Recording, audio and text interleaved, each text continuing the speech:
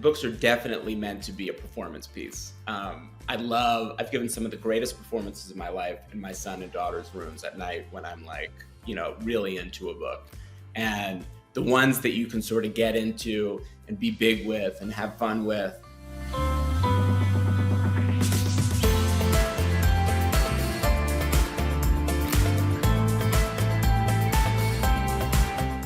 Hi, I'm Heather Marie Montilla, and you are watching PBS Books. Thank you for joining us for the 2024 National Book Festival Author Talk Series.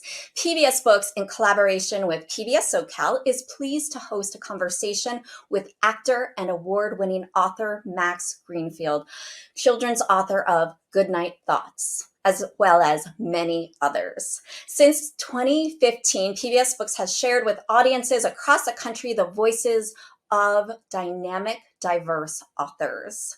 PBS Books is proud to partner with the Library of Congress to promote their 2024 National Book Festival. Let's take a moment to hear from the Librarian of Congress, Dr. Carla Hayden. Greetings from Washington to all fellow book lovers. I'm Librarian of Congress, Carla Hayden, and I want to thank you for your support of author events here on PBS Books. We hope you can join us on Saturday, August 24th at the Washington Convention Center for the 2024 National Book Festival. We'll have an amazing lineup of authors, including Doris Kearns Goodwin, James McBride, Sandra Cisneros, Tamron Hall, and many more. And if you can't make it to DC, you can watch the live stream or videos of the festival online. Hope you have a wonderful summer and happy reading. Thank you, Dr. Hayden. The 2024 Library of Congress National Book Festival will occur on Saturday, August 24th from 9 a.m. to 8 p.m. The festival is free and open to everyone, focusing on books build us up. The complete schedule for the 2024 National Book Festival can be found at loc.gov/bookfest. But if you can't be there on August 24th, you can stream it live and curate your own experience. PBS Books and PBS stations are hosting a series of 7 virtual events with 7 authors. They will also be available on demand on PBS Books and the National Book Festival website. Today's conversation will be led by PBS SoCal Senior Director Maria Hall Brown. Welcome. Thank you, Heather. It is absolutely spectacularly fabulous to be here. So glad to have you and enjoy the conversation. I am so excited to introduce to you someone who we all know and love from screen and television, but is now a remarkable children's book author. Please welcome Max Greenfield, who is here to talk about his wonderful book, Goodnight Thoughts. Hi, Max. Hi, Maria. Thank you for having me. You know, if I fangirl out here on you, you have to at least give me a little bit of forgiveness, okay? Take your time. Okay. All right. Well, you're, I'm sure, very, very used to being introduced as an actor and all of the wonderful work you've done on stage and screen. But how does it feel now to be introduced as an author? Wonderful. I mean, I so love these books, and they happened in such a organic, surprising way that that to now be on our 4th and to see the ones that have already been written, that have been out a few years now, to see the impact that they've had specifically in schools, to have people come up to me and know me from the books now, is very, very rewarding. Okay, so the whole conceit was literally a pandemic baby. I mean, you were home with the kids, you were Professor Greenfield, and then you started thinking about what this whole parenting thing is like, and then an offer came across your desk, table, phone, whatever, and you decided a children's book. Did you ever think that was even part of your career trajectory? No. I don't think I haven't thought anything that I've done is a part of my career trajectory. But Yeah, we were doing these videos during the pandemic as a way to sort of just connect with other people, and both my daughter and I were terrified by the idea of the two of us sitting in a room and trying to move through a curriculum during the pandemic, and it caught some sort of momentum, and people really connected to it, and they were reaching out to us, and all on Instagram. And I had someone from United Talent Agency read out, who was my agency at the time. They reached out and said, "Hey, we think this could be a book or a podcast." I said, "I can't talk for that long; it's too much. I can't do a podcast." He said, "Maybe it's a book," and I thought, well, I can't write an adult book. It would take me far too long. I'd be stuck on the first chapter for many years. And then the idea of writing a children's book, a picture book, came about, and I thought maybe I could do that. And I loved reading them so much. And I immediately thought, well, if I were ever going to do one, it would be called "I Don't Want to Read This Book," and it would be all the reasons why somebody doesn't want to read a book. And by the end of the book, that child has read the book. Because that was my experience, not only as a reluctant reader as a child, but also with my own kids. I would sit in their rooms and we would go through, the shelf of books, and I would say, "What about this one? What about this one? What about this one?" And there would be a reason why she wouldn't want to read each one of them. And by a half hour in, you're like, "Well, you have to go to sleep now." And we've had an argument for the last 30 minutes. And so I was like, what if you could put that argument into a book? In just a different attempt to try and get someone to read. And so that was the pitch, and amazingly, we were then able to write that book shortly after. And there were so many more thoughts and ideas that we had while we were writing it that didn't make the initial one, that we then put into "This Book Is Not a Present," and then ultimately "I Don't Want to Read This Book Aloud." Which is really fun to read aloud. Okay, you keep saying the word "we." Are you really talking about working with your daughter?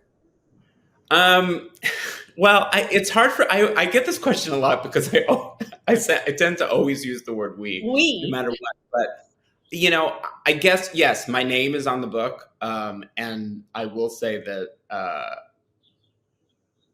I don't know. I feel like these are such collaborative experiences. Okay. We've had such a wonderful experience with the people at Penguin. Jennifer Klonsky, who's published all of the books at this point, I feel like might as well be credited as a co-author.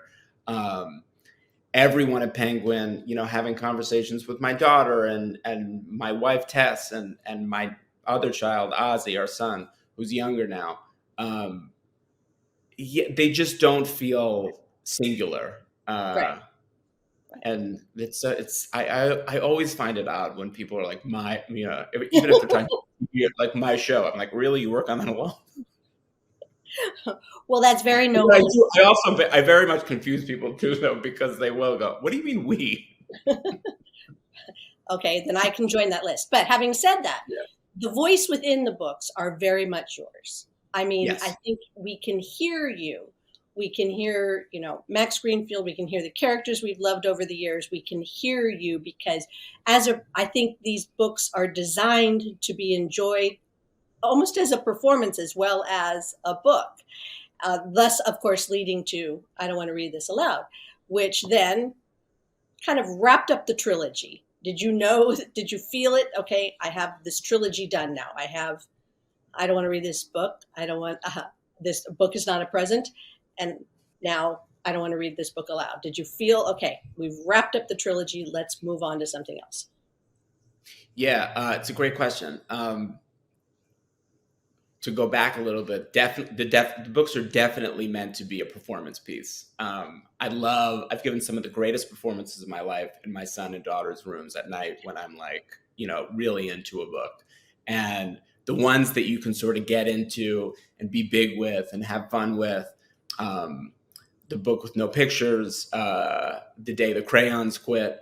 I love those books, and you can really there's a lot of intention and emotion in those, and they're fun. And so I really wanted all of these books to be that way. And essentially, they're just long monologues, and you can really have fun with it. And also, what I've noticed is teachers and librarians, educators being able to read those books and share ideas that, are not commonly talked about in the classroom, for them to do it and for them to have fun with it, and for the kids to then see that, it opens up a discussion and becomes one of the most rewarding aspects of any of these books.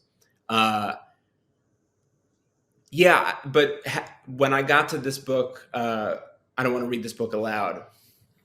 It definitely did feel like that was the end of this sort of this tone of this. I think we had sort of said everything we needed to say about reading and the fears that go along with reading. I think I don't want to read this. I don't want to read this book is about not wanting to read and being genuinely afraid to read. And I think, this book is not a present. It discusses, people who learn in a different way. And I don't want to read this book aloud. It's pretty self-explanatory. It's about the fears of being up in front of people and reading aloud. And what's nice about the books is, I've taken a stab at a couple different ones. I keep trying to break a math one. I can't. I haven't been able to do it. But I'll sit down and I'll write them and I'll go, is this a book or is it not? And sometimes, I'll start it. This book is, I don't want to read this book aloud. It took a minute to sort of crack exactly where we were going to go with it. I'll write the full book. And then if it feels good, then I'll talk to Penguin about it. And if not, I'll go, all right, well, it's not really one. And there wasn't much else that I wanted to explore in that space, and had a wonderful conversation with Jennifer Klonsky again over a Penguin about what we wanted to do next. And the idea of tackling a more traditional children's book was something we both were really excited by. And the genesis of this is profound and poignant at the same time. Obviously, Goodnight Thoughts. I don't know if you had nightmares growing up as a child. That doesn't make sense. If you had nightmares as a child, today. I know exactly. But the thing that you said about the fear of reading or the fear of reading aloud, you're really tapping into things that children experience, and perhaps we've not necessarily supported them enough. And now you're getting into anxiety and having these dreams or having these fears. And Goodnight Thoughts also was inspired by somebody who you love very much and who you lost. Yeah. We were, I think we were probably out with, we were doing some promotional stuff for This Book Is Not a Present at the time. But I Don't Want to Read This Book Aloud had already been written. And the conversation about doing a more traditional book came up. And it coincided when a friend of mine, Leslie Jordan, who I'm sure many of you know, who was at the National Book Fair with his book a few years ago. And he had just passed on. And so he was obviously top of mind. And the two, I don't know, his passing and this idea of writing a traditional children's book, because I think, in knowing him very well, and obviously knowing the two of us in our relationship, I think, we very much were children. And we had these discussions a lot about fear. And one anecdote that he had shared with me that we both found a lot of meaning in, sort of shaped the foundation of what Goodnight Thoughts ended up being ultimately. It was not a bedtime book. We were more discussing fears just that we would wake up with. But most kids don't read books when they first wake up in the morning. Maybe they should. But so we switched it to a nighttime story. But I mean, basically the anecdote, that we would share with one another is he had someone in his life that said, I want you to write down all the things that you're afraid of. And so Leslie would write down all the things. And he was so funny about it. He would be like, I don't know. I write down all these things, sharks and being attacked by bees and the dentist and man. He would write all these things. And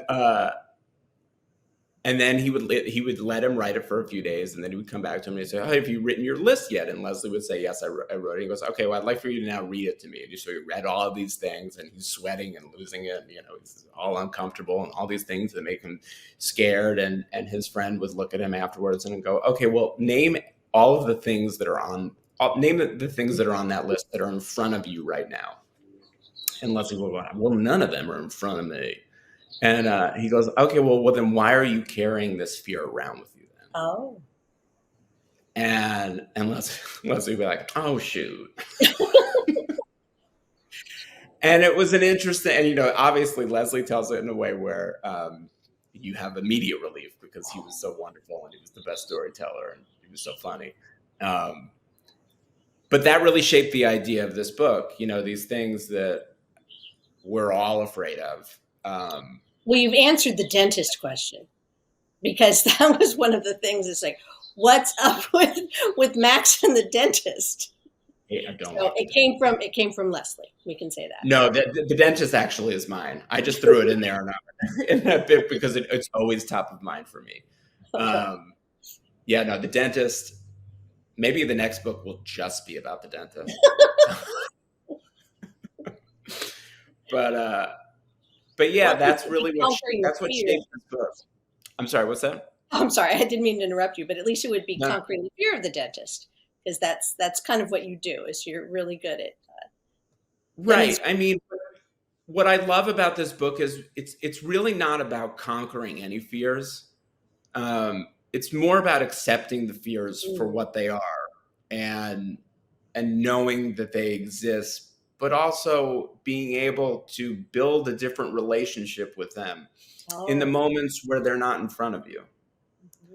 And so bedtime was the perfect place to set this, because when you're laying in bed and your parent is reading you a book and you're trying to fall asleep, most of those things, if not all of those things, don't actually exist in that moment. Right. And so how do we sort of allow ourselves to accept that and be okay with it and put ourselves at ease? So you mentioned that Leslie would love the book, but he would have wished that he was on the cover. I'm wondering, is he the teddy bear? Maybe. That's a James. By the way, I have to say, it's so funny. You write these books, specifically this book. Having done the first 3 books, I which are all just are so much about words. I really wanted to, in this book, tee up an illustrator to create a beautiful world. And so everything that's in the book not only are very real fears and are very specific, but were designed in a way and articulated in a way for an illustrator to really play and have fun and create beautiful images. And my God, did we get lucky with James Serafino? Yeah. Holy moly. I mean, I like to take credit for this book, and I will, but really it is so much of his creation, and the images in this. When you make a children's book, they send you images throughout, and Penguin is making notes and giving James and the illustrator direction throughout, and you just kind of sit there and go, oh my God, this is. But as soon as we got the first images in, I was so blown away and realized, oh my God, this book is going to be incredible, and I really believe that it is. And what he did with the words on the page in this thing is truly remarkable. It is. It is breathtakingly beautiful. I've seen the preview copy, so congratulations. So this whole world of being a children's author, how has the experience been for you? Because you are now at festivals and you're at the Library of Congress Book Festival. I mean, that's heady stuff. You're a featured author with some pretty rarefied air. Doris Kearns Goodwin, James Patterson. Well, now I'm nervous. No, you should be excited. How has this been? What's the relationship been like for you, stepping out of the world of you performing and then you being the creator and seeing how that work is impacting an audience of a very different kind? Yeah, I don't know that it's been a lot of things. I'm so used to stepping into somebody else's words, someone Yeah. else's story, someone else's material, and putting my own experience into it. But it's always been in service of, honoring somebody else's story. Mm-hmm. Um, and and these have been very, very personal, and my own story, and they've also been very specific in terms of what we had hoped they would connect with, or who we hoped that they Right. would connect with. Um, and ultimately, the first three have found their way into schools and libraries. I'm so excited to be speaking and going down to ALA this year to see all the librarians. Mm-hmm. But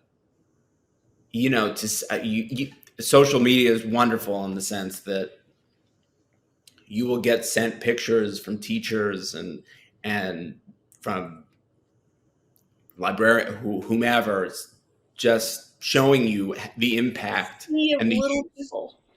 yeah, and the use of these books. And then when you go to the fairs and the people it's interesting, when the first book came out, you go to a fair and all the people who line up for a book or want a book signed by you, a bunch of them know you from TV and are kind of there for that. And you go, okay, well, They all here's a look like book. me at that stage. And but as the books have been out there for a while, and we've done these for a few years now, so many of the people are there because of the books, and they love the books, and to see the impact that they've had in the classroom and on students with learning differences.